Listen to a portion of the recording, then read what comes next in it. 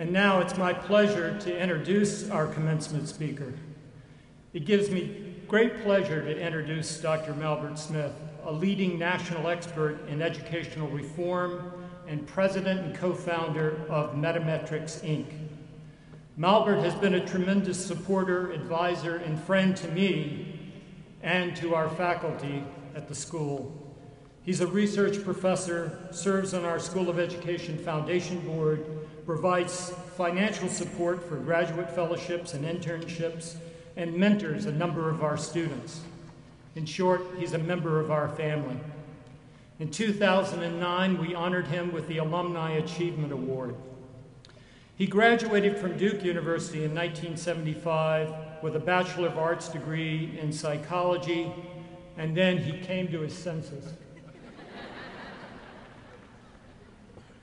and obtained a master's degree in educational psychology from UNC in 1976 and his Ph.D. in 1979. Before it was fashionable to be called an educational entrepreneur and innovator, Dr. Smith, along with his co-founder Jack Steiner, saw a need to unify the measurement of constructs such as reading and writing and mathematics.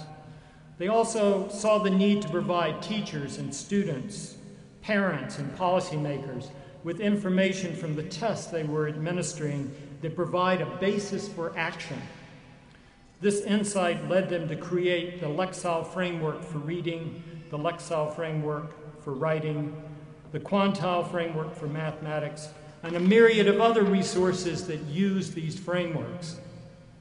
What started out as an initial dream for measurement unification and actionable information now translates to a Lexile or Quantile measurement for more than 30 million students across the United States.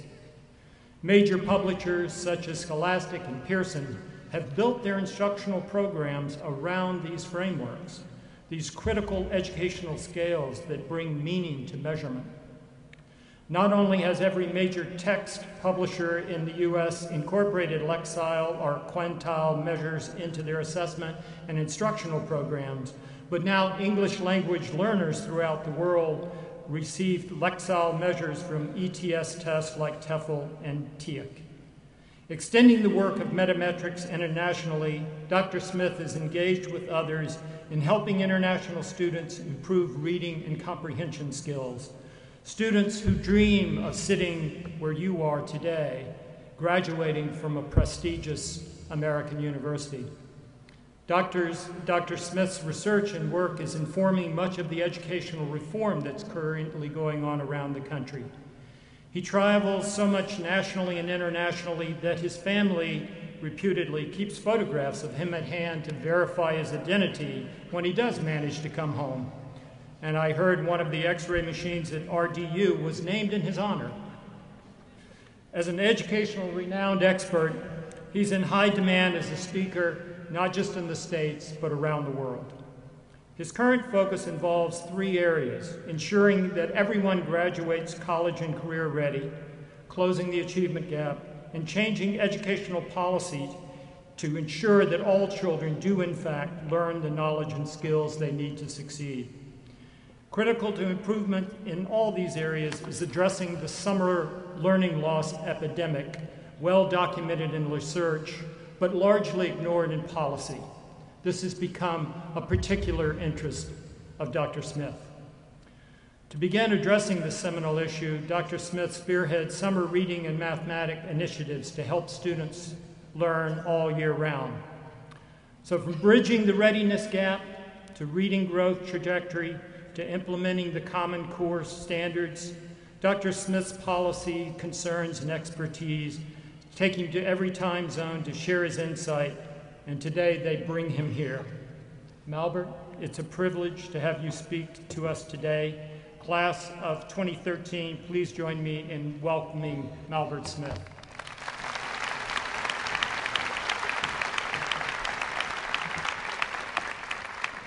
Thank you. It's an honor and a pleasure to be here.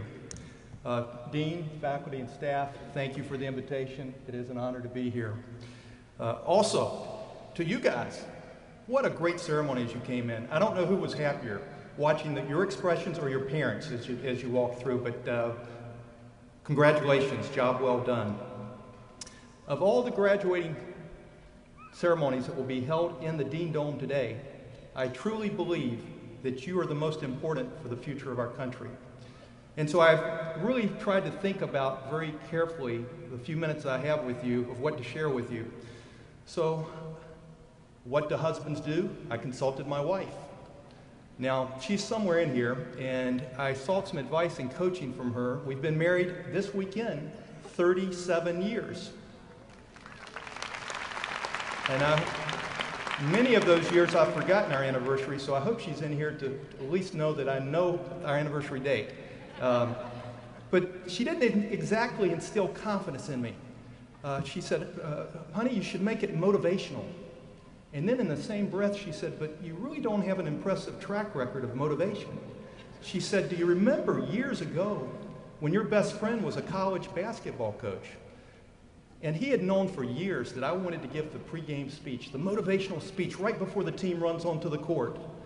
And he called me up and said, come give the pregame speech. So I flew to his city. I went into the locker room, and I'd worked for 2 weeks on this speech. And I thought it was very motivational. And the team charged out, and it was the worst defeat he had in his college career.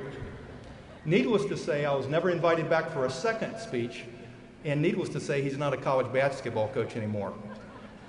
So she said, well, if you can't make it motivational, at least make it interesting.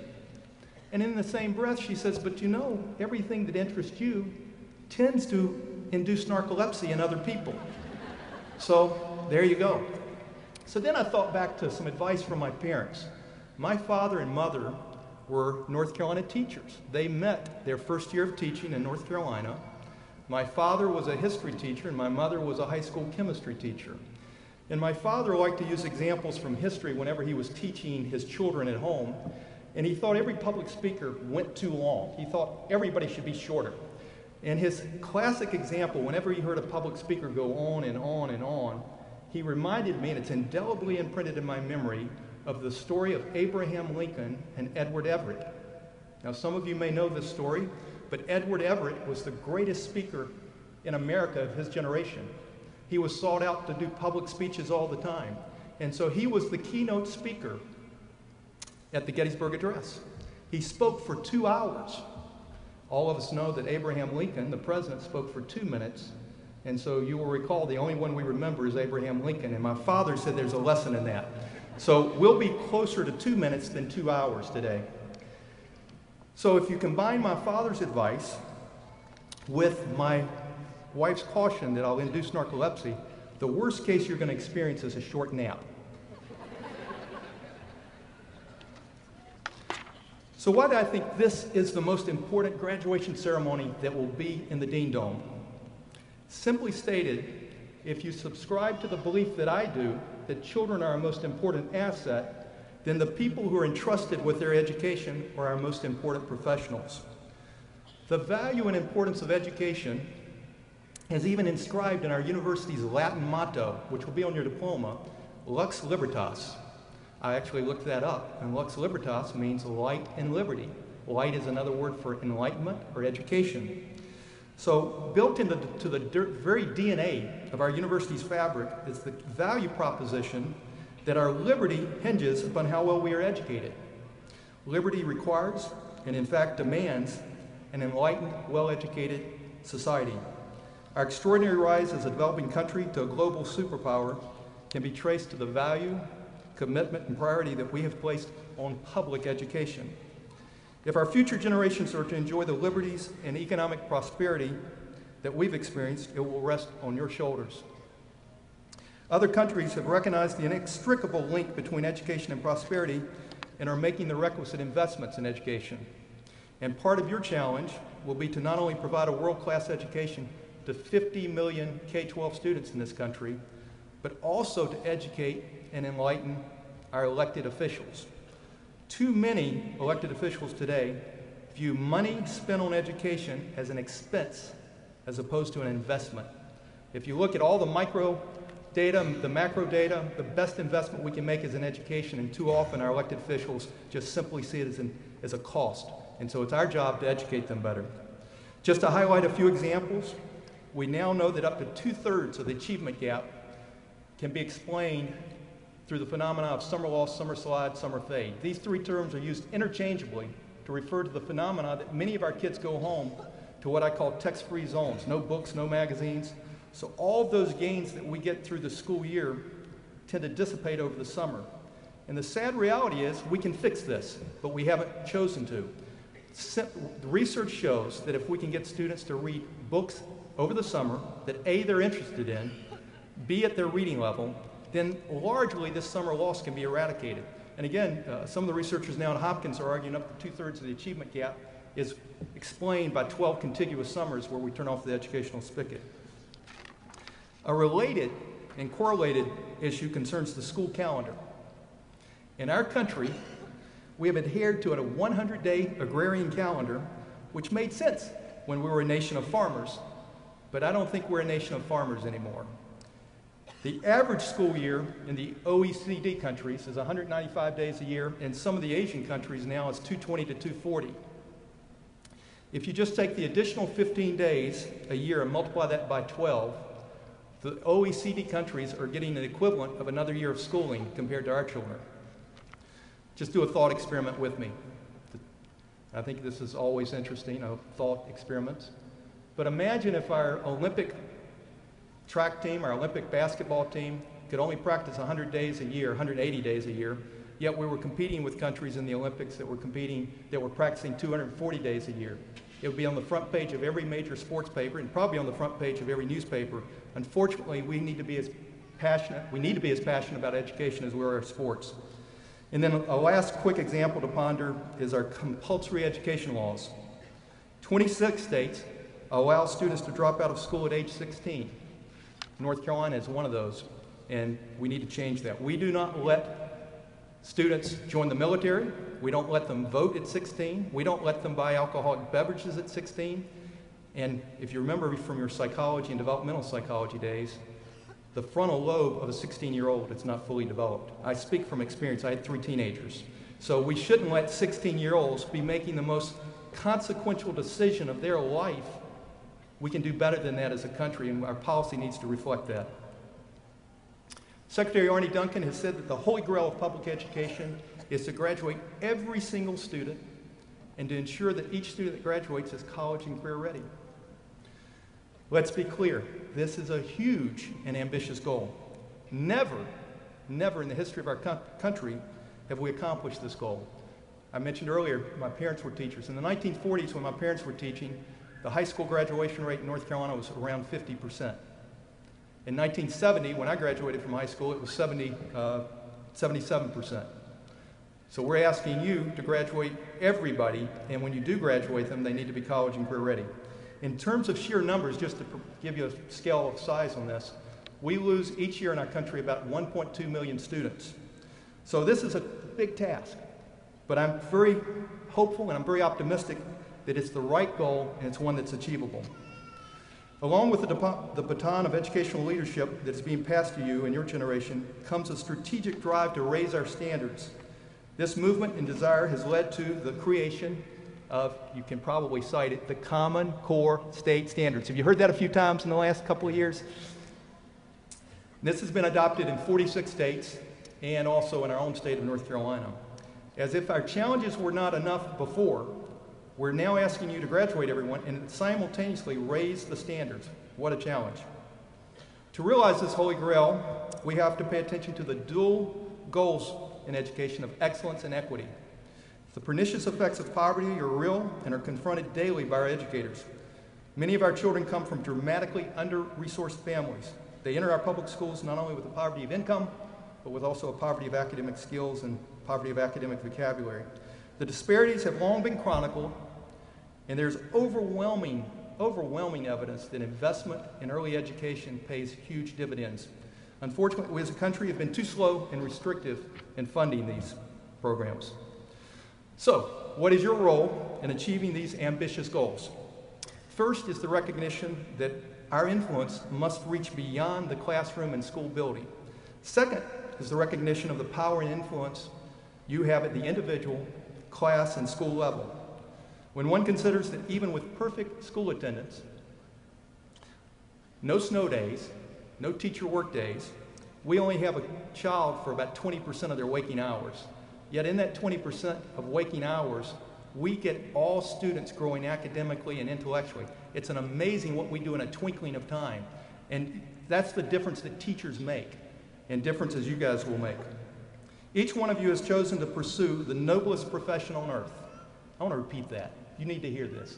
Each one of these individuals has chosen to pursue the most noble profession there is. I love Aristotle's quote. Aristotle said, "Those who educate children well are more to be honored than those who produce them. For these only gave them life, those the art of living well."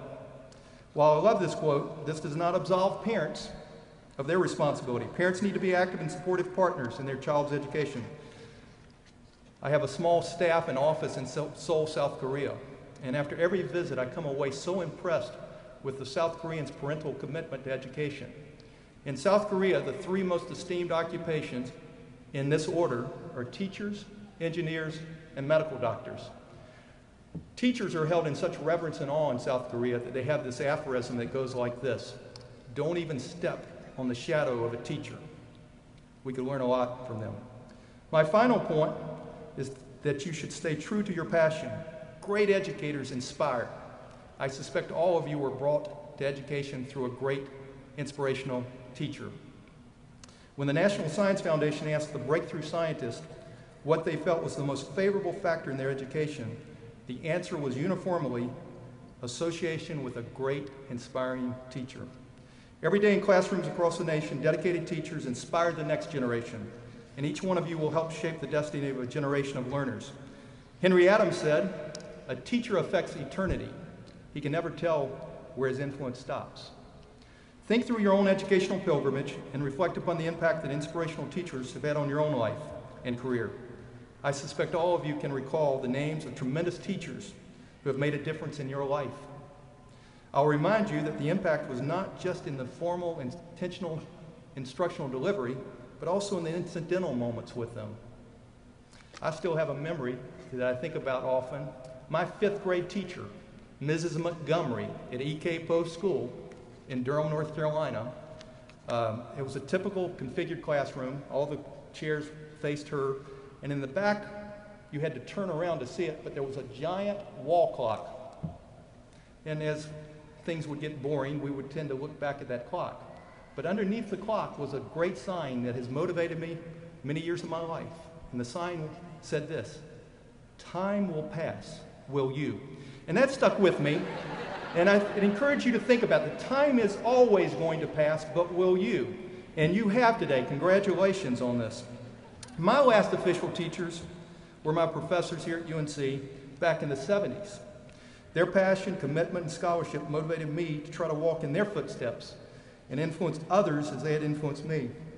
Dr. Gary Stuck, Dr. Ken White, and Dr. Richard Koop were my role models then and are still today.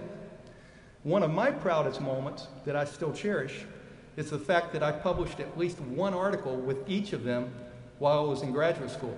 Now, my wife was trying to get me to hurry up and get out of graduate school, so she wasn't as happy that I took some time and published with them. They're all retired now, and the task for inspiring the next generation falls upon you. As an educator, you can help like no other profession on the face of the earth to make this a better world. Nelson Mandela said, "Education is the most powerful weapon which you can use to change the world." So be true to our Latin motto, Lux Libertas, and go change the world. Thank you.